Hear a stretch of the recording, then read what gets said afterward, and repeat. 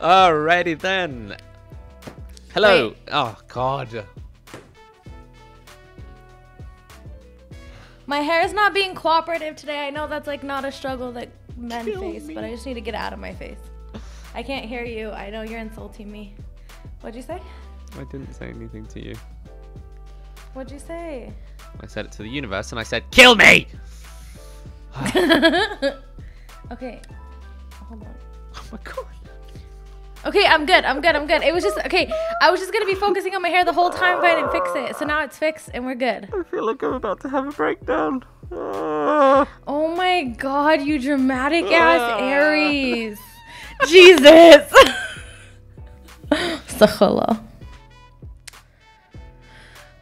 Okay, my coffee is now finished, so there's literally no reason to not go. Are you ready? Can we go now? You good? Yes. You sure? Hello and welcome to episode 16 of Is This Thing On podcast with myself, Michael Jansen, and my incredibly irritating co-host, Alysia Knowles. Alysia, how are you? I'm doing good. I'm a lot more chilled than Michael is today. I'm posting selfies, drinking my coffee. It's great. I'm having a great day. We're good. We're fine. We're fine. Now, before we get started, we need to have this very serious conversation with you. It's not all that serious. Relax. Take it easy. We're recruiting at the Is This Thing On podcast. We are recruiting, but not in the traditional sense. We're not looking for, anyone to go get us coffee, unless you're offering, because then that's great. But we're recruiting. Definitely get us coffee. Yeah, Definitely. That's a big thing. But we are recruiting supporters. We're kind of changing things up a little bit, and we have set ourselves a goal. Today is the 30th of June, as of when we're recording this. I'm not sure exactly when you're going to see this. You'll probably see this in about a week and a bit. But Yeah. by the 31st of December 2020, I would like to have 1,000 supporters on Patreon. Now, 1,000. 1,000. Do you want to know how many we have now? 0. But and this may seem like a difficult task. What we've done is we've removed all of the potential snag points. All you need to do is go into the description below, click on the link for Patreon, go to it now. All I'm asking is if you enjoy our content. Don't go to it now. Go to it after you watch the whole So, podcast. We're removing the snag points, please. Go to the link. If you enjoy our content enough, would you consider supporting us with $1 a month?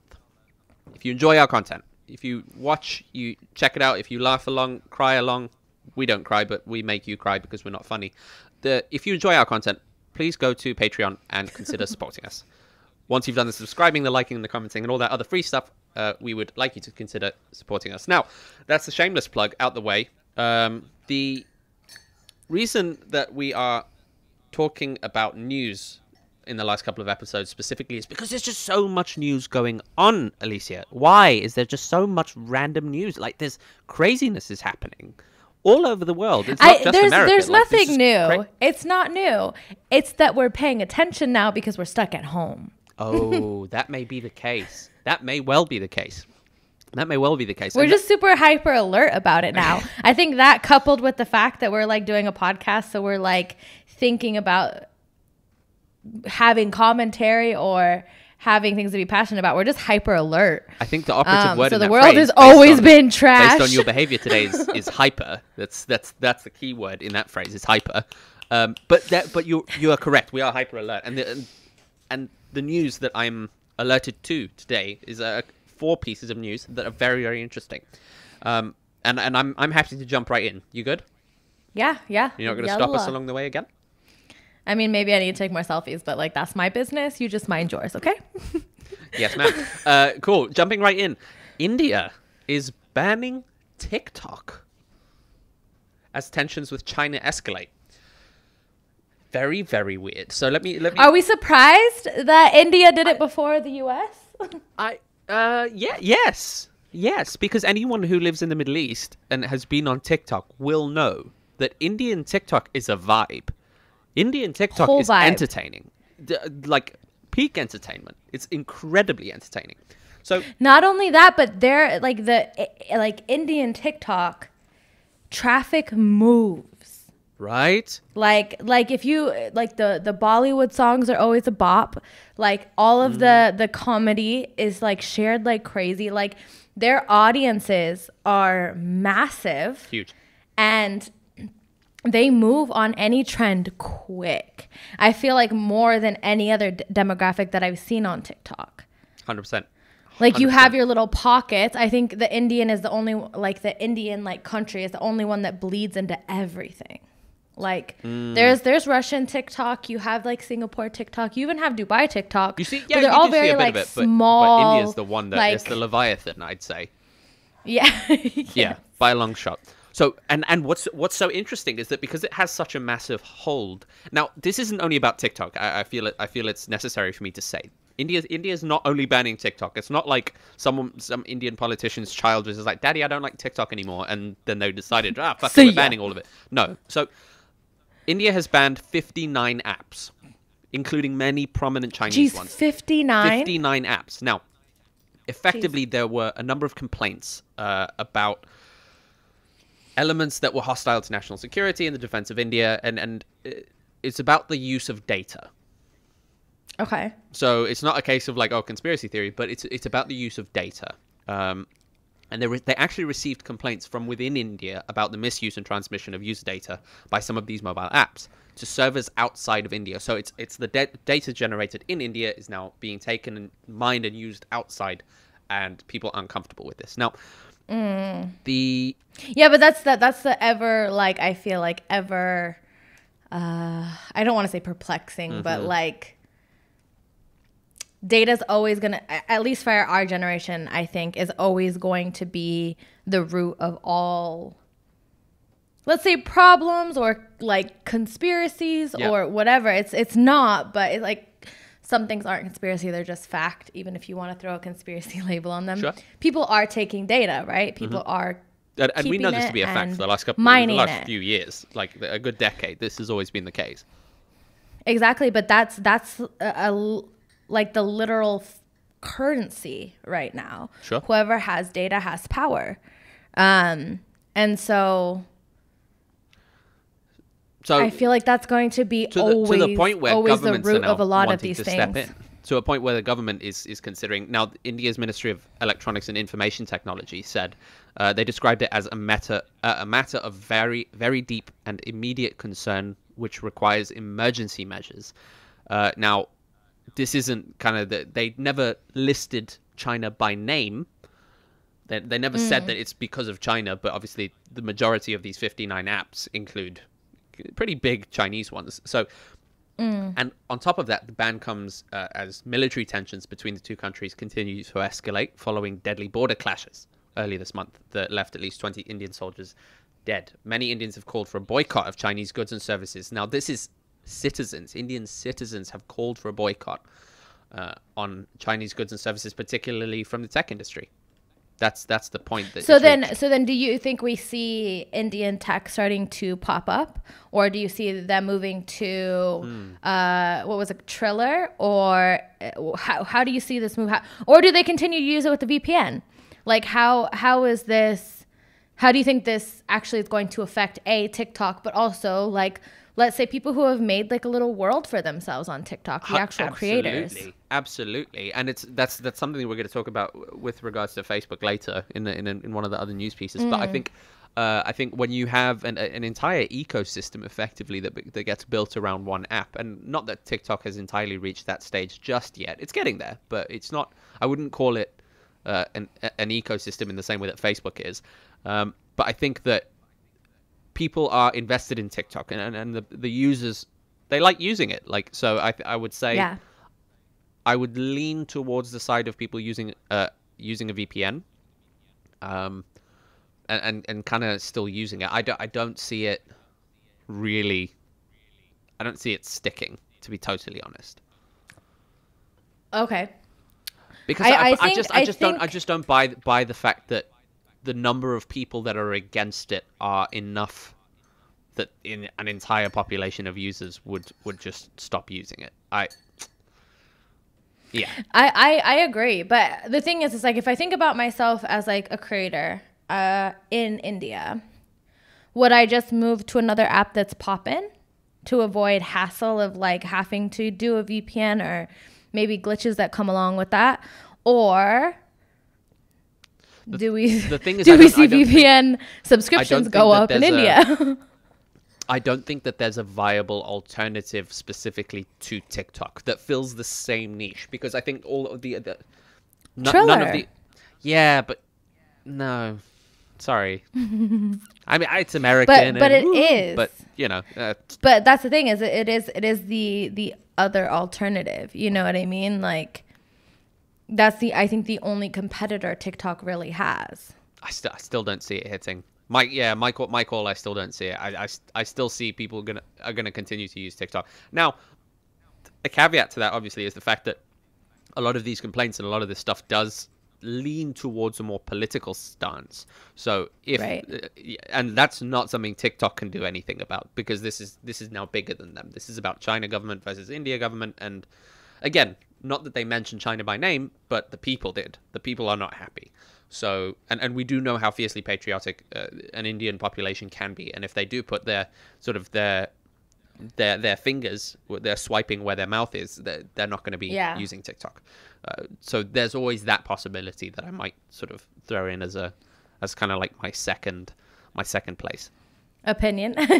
First opinion, loyal to TikTok. Second opinion, maybe not. Yeah, but in terms of like percentage chance, I'm putting that down by like maybe 30%. That's 30% validity. It's a 70-30 I'm not in India, so I don't know how, like, what the actual motives of the population is, right? Sure. Is this another thing where we're just seeing the media outlets or the government pushing a narrative that actually doesn't exist? Mm-hmm. Or is this the actual people going, nah, y'all killed our homies, fuck all your tech? Yeah, which is completely valid. And I think that's something that we'll never know, like, as in our current positions, right? Unless you're hearing creators come out with that information, which again, I don't know if they will. But again, I guess that's, you're very right, where that switch is gonna lie, depending on if they jump ship and go to a different app, or they just carry on business as usual. Mm-hmm. Yep, agreed. And which takes us to our next news piece. On a different continent, we're now talking about Europe and Africa. I forgot about this one. It's a heavy one, so we bring it into the heavy ones, and then we'll bring it back out again. And I don't know how I feel about this, if I'm being completely honest. The headline reads: Belgium's king sends regrets, in inverted commas, to Congo for Leopold II atrocities, but doesn't apologize. So it's not an official apology. It's an acknowledgement. But it's an acknowledgement. And acknowledging, and at least acknowledging that it's negative. So it's not like it would just, could you just imagine the scenes if they sent a letter to the Congo saying, you know, we know times have been tough, but, you know, aren't you glad that you have, you know, colonial architecture? You know, at least there's some recognition that it was negative. So we talked about this before the show a little bit, and my stance on it is, sure, maybe it's done because there's the actual recognition at how awful that was. And I don't know if you've seen some of the imagery and some of the articles right about the Congo and kind of what happened there, and just how disgusting it was. But the images alone are enough to make anybody, it's crazy, not think that that's good enough. Period. Point blank, right? Yep. So it's 100%. What happens after this. And the analogy I used earlier with you was like Forever 21. Is you can put that stupid black box on your profile, but what happens after? Yeah. Like, what are then the following steps that are being taken to actually action out what you have now acknowledged was something so awful? Forever 21 is, and I think they're pulling out now. I didn't follow up with it, but we just don't shop at Forever 21. Is they're still using prison labor. So you can't put the black box and then not follow that up with any action. So it's the same thing here. It's like, thank you for a letter. We all knew it's fucked up. Like, congratulations for jumping on, like, acknowledging it now. But what happens after this? What are the next steps after this to show, like, remorse or guilt or a true apology to what happened? You know what I mean? Like, acknowledging that it happened, I guess, is a step if you were denying it before, but ultimately it's not. It's just it's a piece of paper with some ink on it. An entire step. It'd be like 25%, 30% of a step. It's not even a So and it's interesting. So I always, in moments like this, I always find it interesting to kind of dive into the rhetoric and the linguistic choices in things like this, because I think that it says a lot about what they are trying to address and what they're trying to not address. So I'm just going to read you just a couple of lines of it. So this was from the King of Belgium it was addressed to the President of the Democratic Republic of Congo. It reads, "Our history is made of common achievements, but has also experienced painful episodes. At the time of the independent state of Congo, acts of violence and cruelty were committed, which still weigh on our collective memory. The colonial period, which followed, also caused suffering and humiliation. I would like to express my deepest regrets for these wounds of the past, the pain of which is now received by the discrimination still too present in our societies." Now, he's saying we acknowledge that it happened, and we acknowledge that it was negative, and that I'd like to express my deepest regrets.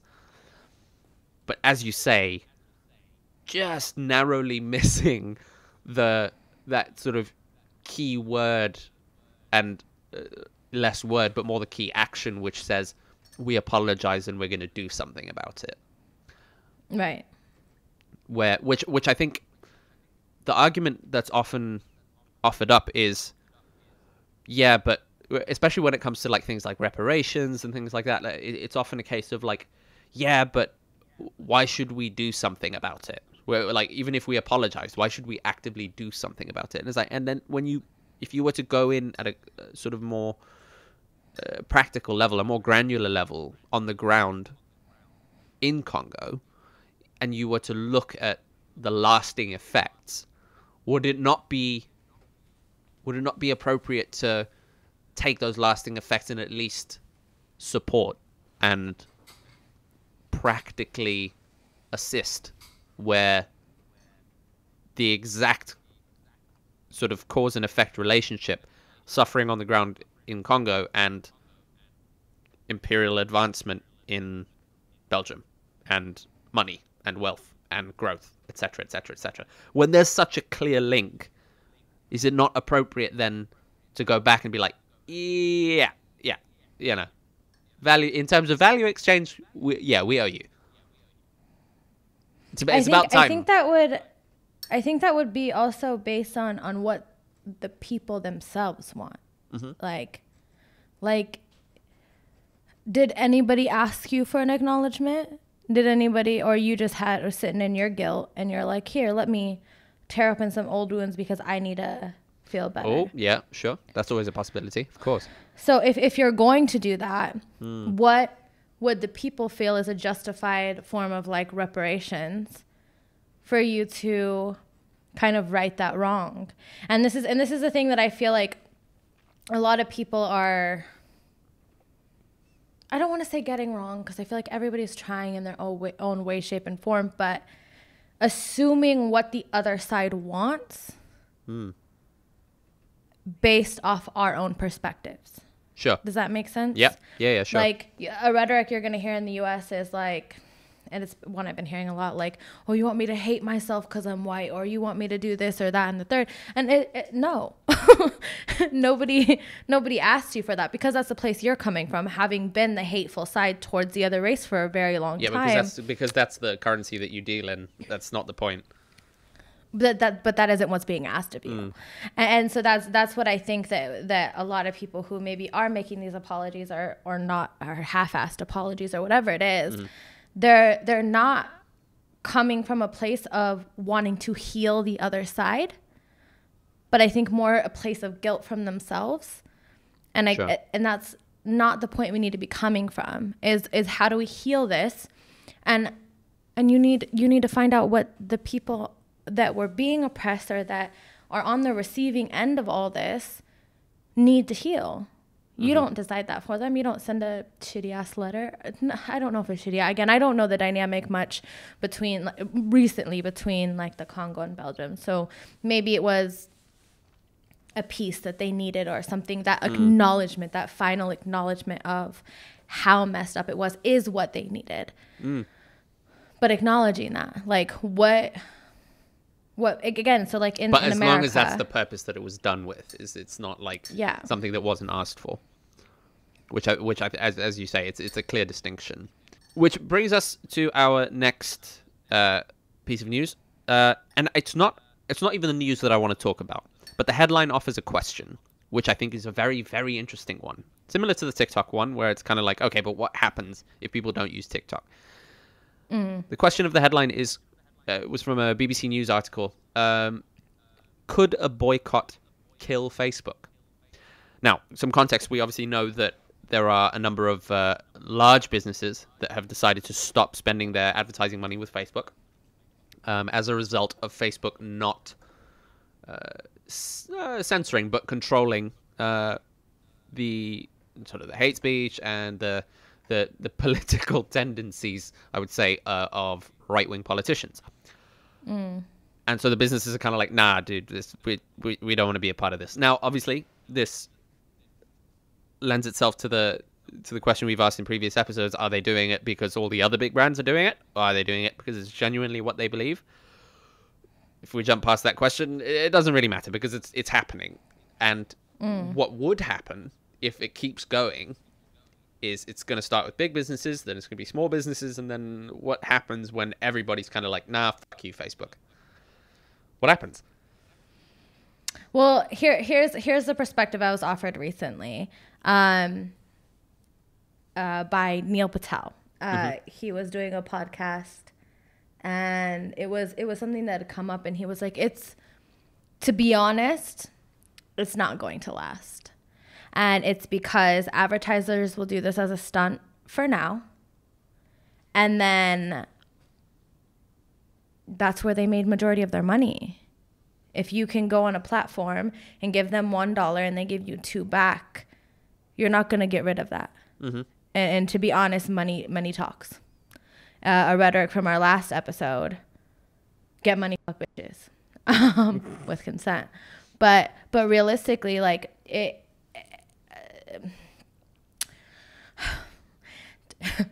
sounding really pessimistic and maybe defeatist, but no company is, or let's say the vast majority of companies aren't so morally inclined that they're willing to risk their profits.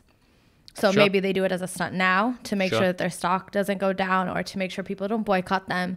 But at the end of the day, in 6 months' time, they'll all be back advertising as normal because... Do you think that's actually going to be the case? Yes. Not for everybody. There will be companies that have stood by what they said and will put in the effort and will do the work. But let's, like... a lot of companies didn't even last past the black box. Like... Yeah, that's, like, that's realistically, a very good point. And that wasn't messing with their money. You know what I mean? Yeah. Like... this is going to directly affect their income or their profit margins. So again, maybe it's the better decision so that they don't get boycotted, so they don't get canceled, so that this can kind of blow over and then they can resume business as normal by the time everybody with short ass attention span forgets. Yeah. But unless this movement stays loud and then it's going to blow over. And it's interesting because it's not just the advertisers that are upset. There's people that work at Facebook and work at the businesses that Mark Zuckerberg runs that are upset. Like there are a lot of people that are upset. Now, I would offer from the perspective of Facebook, the ecosystem is too big to die. It's Facebook, it's Instagram, it's WhatsApp. Like these are like if you're gonna boycott Facebook, people are just going to use Instagram. You boycott Instagram, great. Okay, well, everybody's still talking on WhatsApp. Like, Yeah. They've kind of gone and positioned themselves. Not that I'm on their side, but they've positioned themselves well. Like they've got such a huge hold on everything. You see it when you open the Facebook app. You see the little logos of all the things that they've got on the bottom, and it's kind of like just reminding you, like, hey, listen, by the way, yeah, we are everything. And that's the thing, though. Like, so we've talked about this kind of in previous episodes about how we hold these platforms accountable. Yeah. I don't think, and maybe time will tell and we'll find more technology, but from what I see in my scope, in my world, right? I'm not a tech genius either, though. So I don't know what like techs actually exist out there to help. But again, we've discussed all of this, but that border between censorship and between making sure that fake news propaganda doesn't get pushed. Yeah, 100%. And when these platforms are so influential in elections, in what people see and what's constantly in their newsfeed. And I guess I would just hope everybody who watches this, the whole 7 of you, hey, how you guys doing? Sign up for Patreon, $1 a month, support us, love you. But everybody who watches this, I would hope that there's a little bit of research done on their own, because I think that's the only thing we can do to fight back, is making sure that we on our platforms are sharing correct information, are sharing researched information, but also that people are doing the due diligence themselves. And if you're not, and I hate to say this because vote, but like, if you're not, then do not go to the polling booth and cast your vote on something you do not know anything about. You know what I mean? Like, isn't that offering them a way out though? Like, that's too easy. But honestly, if you're just going to go because you saw one ad on Facebook, or not even an ad, just a headline news, didn't even click on the article, bother find out if it's real or not. Yep. Didn't do it. What are you doing? You're just going because you want your I voted sticker? Like, yeah. But honestly, yeah. If you're not going to actually do the research and understand what it is you're putting your name on, why are you doing it anyways? And if you are, and I guess this is where I'm going to guilt all the people who are actually wanting to vote for a real cause, then know what's going on. At least know what you're shouting Facebook, for. Yeah. Seeing the headlines and going, oh, yep, I understand that, and basing just headlines that you're scrolling past. Mm-hmm.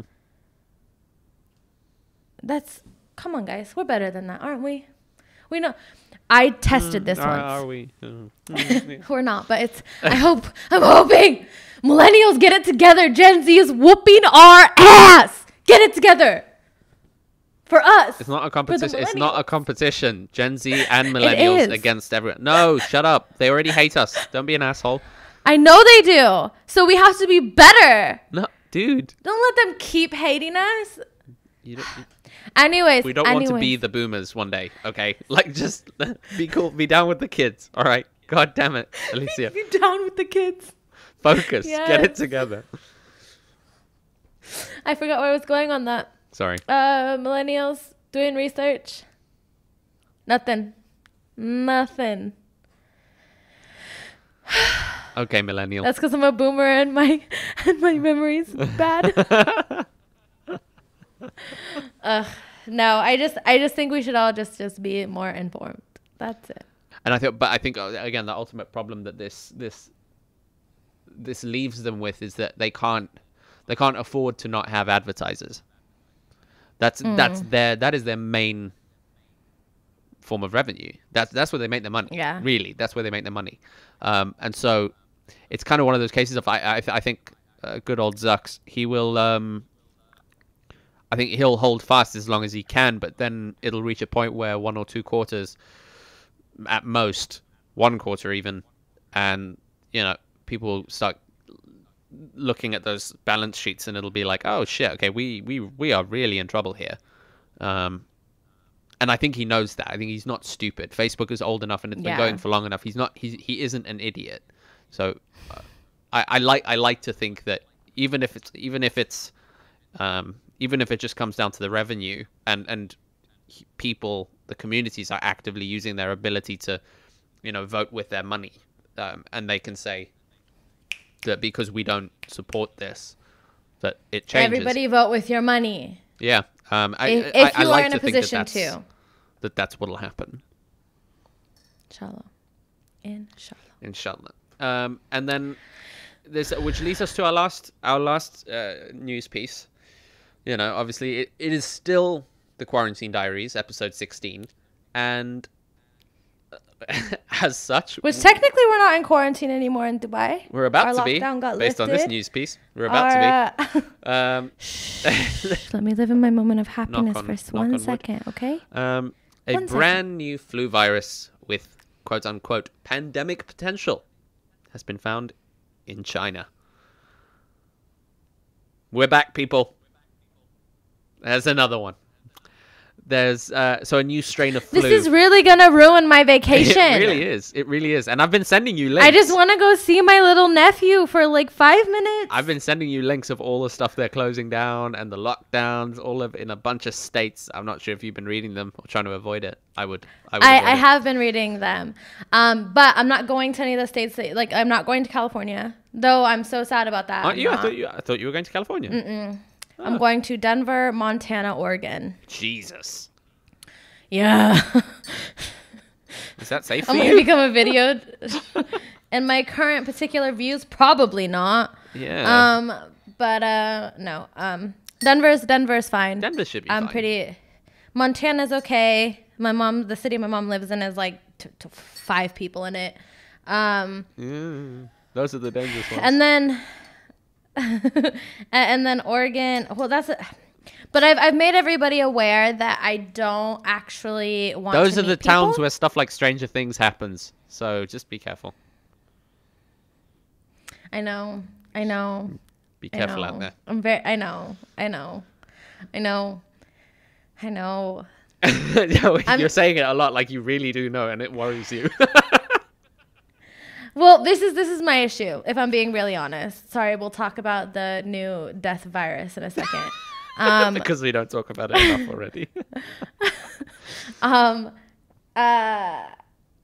have reached a point in my life where I am no longer able to not be vocal. Mm.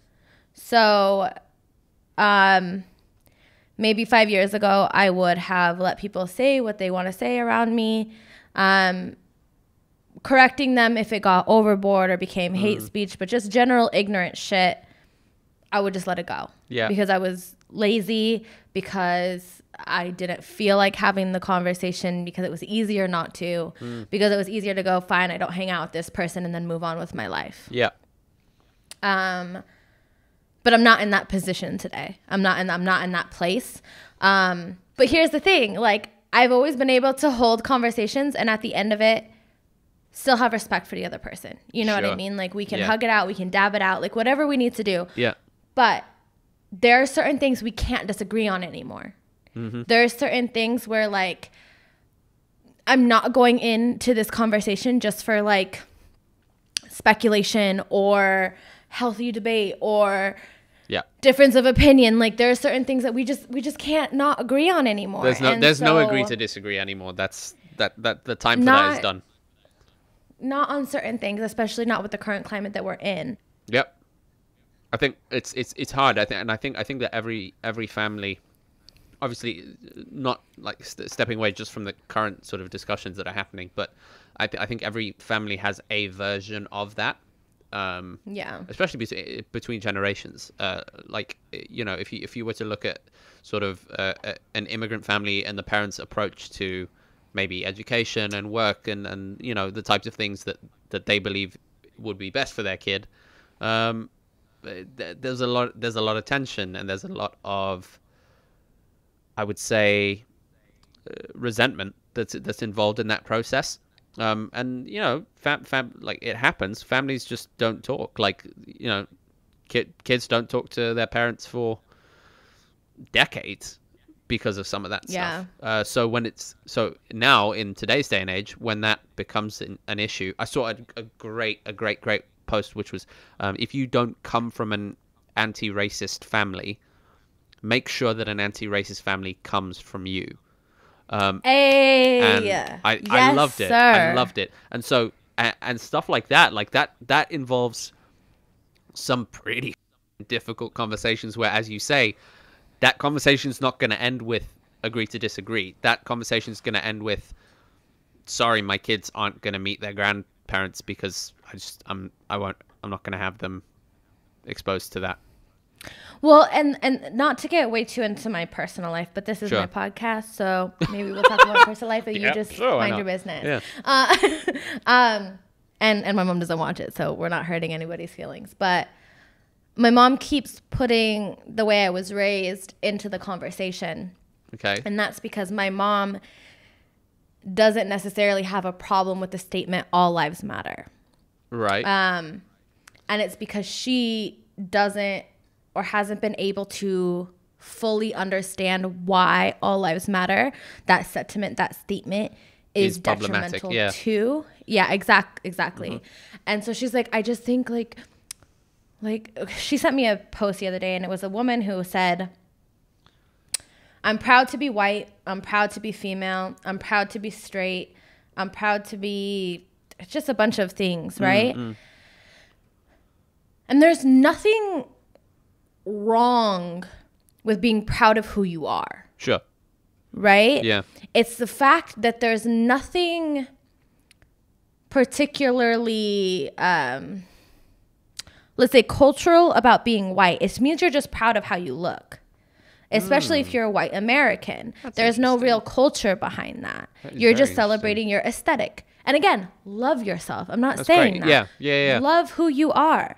But having this, well, why can't we have a white pride, is because you're not celebrating anything other than the fact that you're milky.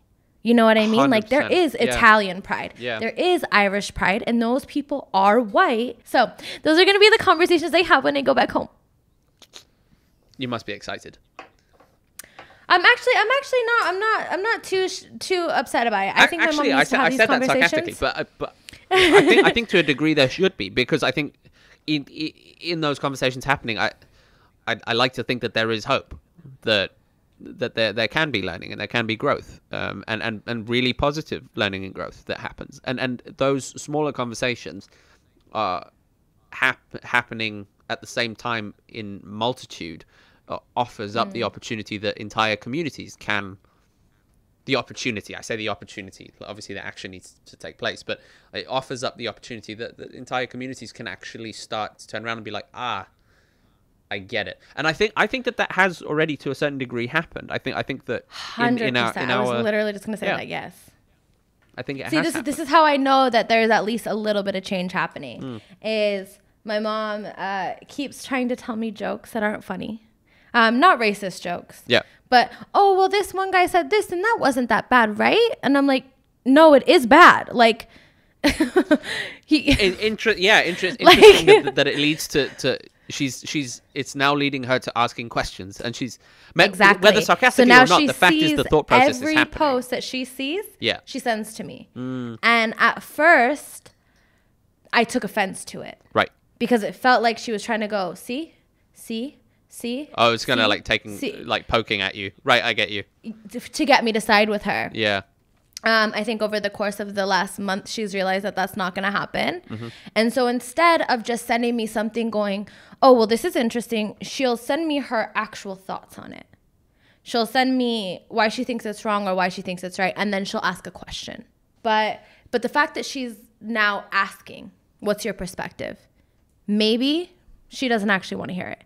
Maybe she's asking because she wants me to go, oh, no, you're right. See, all lives matter. You know what I mean? But she's at least asking, which means that she will at least get an answer and try to process it. That the rock in the middle of the river will be broken in half eventually because of the same consistent pressure moving in the same direction. Right. That erosion happens over time, and it's slow. And especially when it comes to the human psyche, and it's one of the things I find very important. There's this dichotomy between how quickly people can change when they're given new information, is depending on the information and how it relates to what they already believe. So if you were to give someone information that supports what they already believe, is within a context of what they already believe about the world, but kind of tells them that something is different. There's a different fact. They're like, okay, based on the context being what I believe, cool. Okay, cool. New information, fine. And I'm happy to make this quick change. But the problem is now when you're introducing this information within a completely different context, you're kind of rewriting the kind of the fabric of the universe that they live in.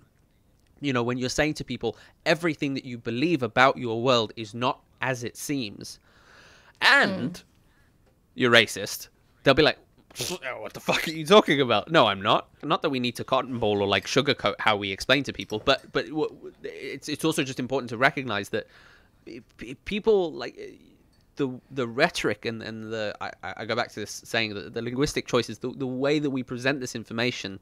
If you want a real practical result about that kind of a conversation, you can't just like walk in and be like, oh fuck you, you're a bad person. Fucking racist person. Oh, you bad person. You know, it's kind of got to be like, okay, hold on. So let's just go back a couple of 100 years and let's look at what happened. Tell me what you think happened. Cool. Now I'm going to tell you based on actual evidence and facts, and here's some studies and research that this is actually what happened. How does that make you feel? So this is exactly it. There's this post that I saw. I want to try to find it because it outlined it so perfectly in the form of a ladder. And it was talking about what stage people are at when it comes to understanding racism, understanding white privilege, understanding systemic racism, understanding how that works into our society. And so when having a conversation with people is finding the place in the ladder that they are. And like, you're not going to go from like a racist person to acknowledging white privilege. There's steps in between that you need to take. So you meet them where they are. And if you're the person who encounters them and you're able to hold a dialogue, it's just moving them up one step. Is we're not taking them from like racism to abolish the police. You know what I mean? Like that's 100%. That's a very big jump. And also, I'm glad you brought in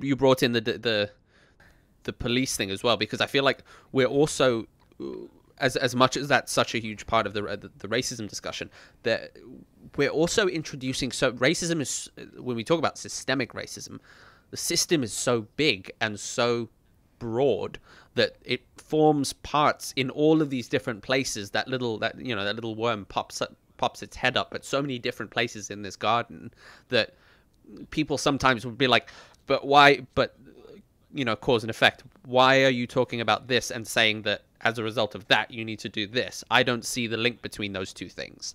So like that you've kind of got to, it's not just a ladder, like it's an entire chain link fence. And there's the height where they are on the fence. And then there's the breadth. All of these little, and each chain link obviously is every little part of that entire, the web, the universe of systemic racism. And I just want to like throw this out there. I'm not healed from my own bias and my own racism. It's something that I actively have to learn about every day to understand where in my head or my thought processes I still have some of those traits, because we're taught it. And we're subconsciously taught it. It isn't about your grandfather coming to you and going, all black people are bad. It's about what was shown on the news. It's about who is in the prison system. It's about what you saw on movies, about what maybe your grandpa said as well. It's all these little factors that play into what our bias actually is. And I'm going to quote Sahar because she has taught me a lot in the last few months as well. Is she said, even I'm still racist, so how can you tell me that you're not? And that's because she, as a black woman, still has to fight those biases that we've been taught through our lives. How can you as a white person, how can I as a white person say that I have none and that I am all powerful and all knowing and I know how to be anti-racist and I know everything? It's just not realistic. We all have to do work every day. And depending on where you are in that is going to depend on what work you need to do and what you need to learn. And kind of how you overcome that and move forward in your life. Not everybody's in the same place. Not everybody's fighting the same biases every day. But conversation is the place where we start figuring that out, I think, and acknowledging it. Yeah, definitely. What do they say in AA? Well, there's 12 admitting steps, you have a problem is the first step. Yeah. Once we admit that, and honestly, in the latter, it isn't the first step. Like, there's so many steps before 100%. even admitting that there's a privilege. But once we get there, you can do more work and understand what that means. It's shown up here, but I haven't seen it yet. But the fact that I would draw it back to the conversations you have with your mum, the questions. That's what's that's definitely where it starts. It's small things like that. When someone clicks, and we had a conversation the other day about someone who was making a comment.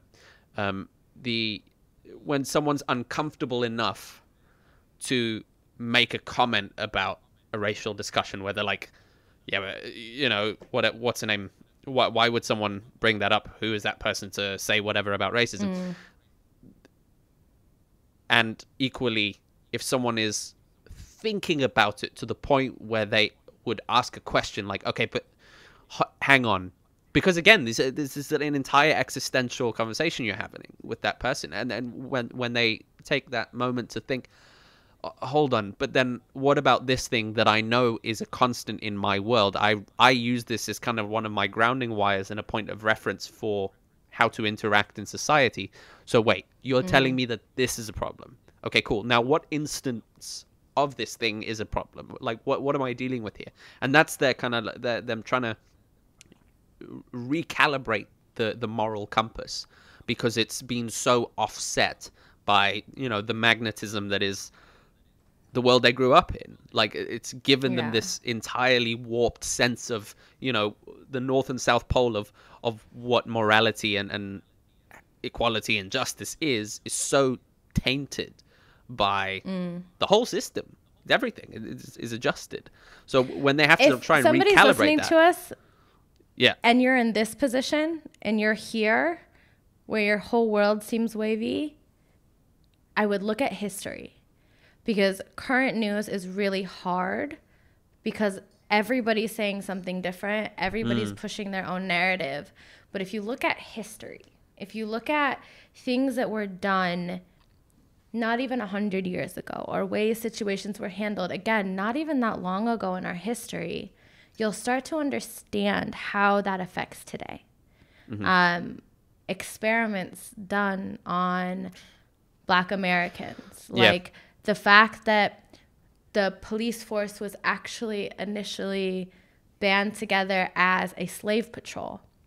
Like, when you look at these things and you start to understand their little connections in history, not understanding today, not going to all these news media sources and trying to put everything together that way, but understanding where we came from, it'll help you see where we are today and why we are here today.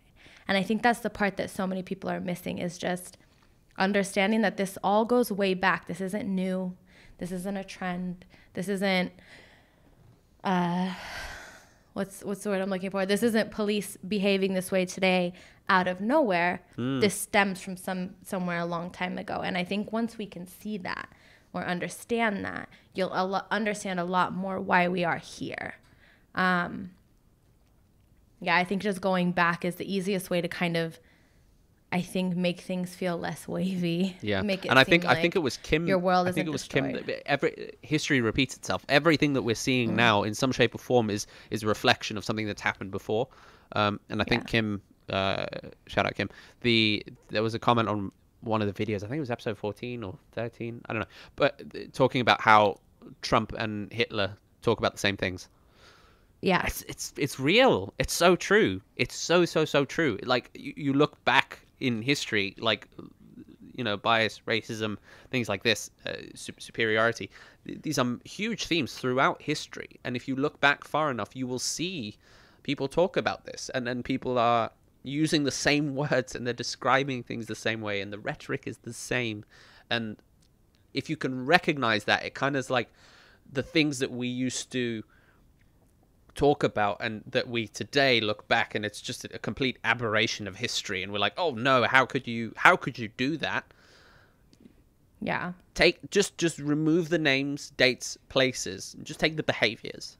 Just look at the behaviors, and then put it on today's lens. And would you react the same? Mm-hmm. And if not, why? Why wouldn't you react the same? If you would take the same atrocities and liken it to something that happens now, it's scary how similar that is. Even just following the timeline for me is like going, okay, if you take what happened during Nazi Germany and how many generations of Jewish families that affected, mm-hmm. because that happened in the 40s, does not mean that there are not people today still not kind of affected by the atrocities and how detrimental that was. So you're looking at something very similar. You go back into American history, and even if you go into the 40s, you will see some of the very toxic, very just bluntly disgusting, horrific things that happened to Black Americans. Mm. And then you can kind of see where we are. That affects generations. That isn't something that went away because we stopped talking about it. It still happened, and it still affects where we are today. And so, and just following, even if you pick one thing, right? Like maybe it's the police, because defunding the police is such a big topic that a lot of people are not down for. Follow how it started. Just go back into the history and see the evolution of the police and how they were band together.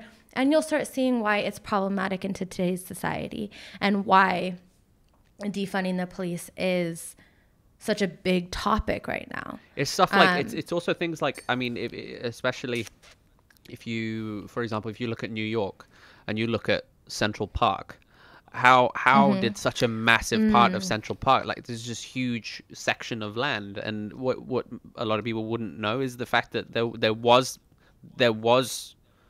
you know, that there were communities. There was called Seneca Village, and it was how a lot of the Black people in New York tried to vote, because that was one of the requirements, was that if for a Black man, and this is before even women were given that opportunity, but Black men had to own property. And so they were buying up these small pieces of land in this area called Seneca Village, which is in the place of what we know today as Central Park. But then the government was like, no, we can't have that. And so they knocked it all down. They took the land back, reclaimed the land, because they said that based on government and policymakers in New York having seen places like London and Paris and having seen the parks, they were like, oh, but for us to be a truly great city, we need a park. And it's not like that's the reason. It's at the expense of the Black landowners. And okay, if they don't own the land, then they can't vote anymore. And there's that, and then people would say like, "Oh, conspiracy theory." That's a real thing. Burning down Black Wall Street, and like this is the thing: is like these things aren't that far back in our history. It's terrifying. Like people are acting like it's so long ago, but it's not.